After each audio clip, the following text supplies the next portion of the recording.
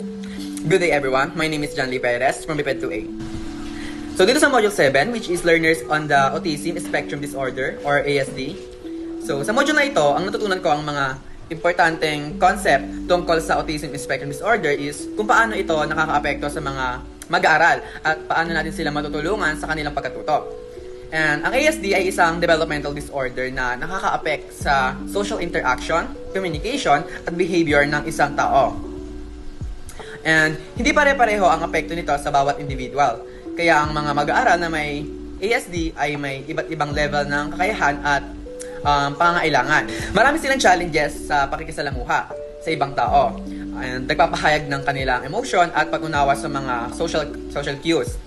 And isa sa mga pinakamahalagang bagay na natutunan ko is yung kahalagahan ng structured teaching at visual supports para sa mga mag-aaral na may ASD. And hindi tulad ng ibang mga students, ang mga batang may ASD ay mas madali matuto kung may mga malinaw na mga routines at kung may mga visual aids na makakatulong sa kanila.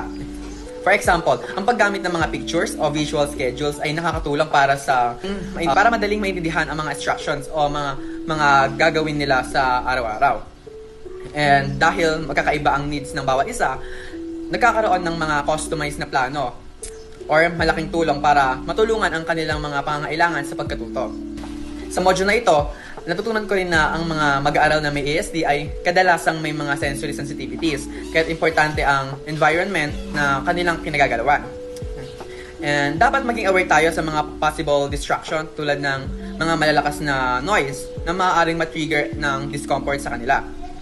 Kaya importante na mag-provide tayong ng safe and comfortable learning environment para sa kanila.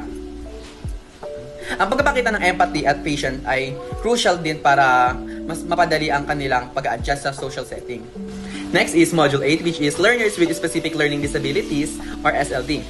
Ang module na ito ay tumatalakay sa mga Specific Learning Disabilities or SLD, tulad ng dyslexia, dyscalculia, at dysgraphia. Ang mga mag-aaral na may SLD ay mga Specific Learning Challenges. Halimbawa, hirap silang magbasa, which is yung dyslexia, or magbilang o mag-solve ng mga math problems, which is dyscalculia, o magsulat ng mga words or magsulat ng maayos, which is dysgraphia. Importante na maunawaan na ang mga batang may SLD ay may average o above average intelligence. Kaya hindi sila kulang sa talino, kundi may mga specific areas lang ng pagkatuto na kanilang nahihirapan. Isang strategy na natutunan ko ay ang paggamit ng intervention programs na focus sa specific learning needs ng bawat mag-aaral.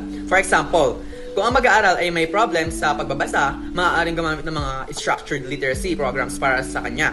Ang goal ng mga intervention program ay matulungan ang mga mag-aaral na mapabuti ang kanilang skills sa mga challenges areas. Ang mga modules na ito ay nagbibigay sa akin ng mga mas malalim na pag-unawa sa mga pangangailangan ng mga mag-aaral na may ASD or SLD. And napansin ko na mas pareho ang kaso na mahalaga ang pagiging flexible at patient bilang teacher or future teacher. And para sa mga mag-aaral na may ASD, ang paggamit ng visual supports at structured environments ay nakakatulong sa kanila upang maging successful sila. Para naman sa mga mag-aaral na may SLD, ang paggamit ng personalized strategies at interventions programs ay magiging effective sa pagpapabuti ng kanilang skills.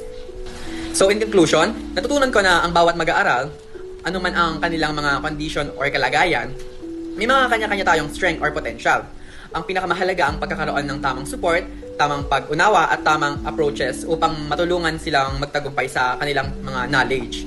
And ang mga teachers, mga parents at mga buong community ay may malaking papel na ginagampanan sa pagtulong sa mga batang ito upang maabot nila ang kanilang full potential. So yun yung mga natutunan ko sa Module 8 and Module 7.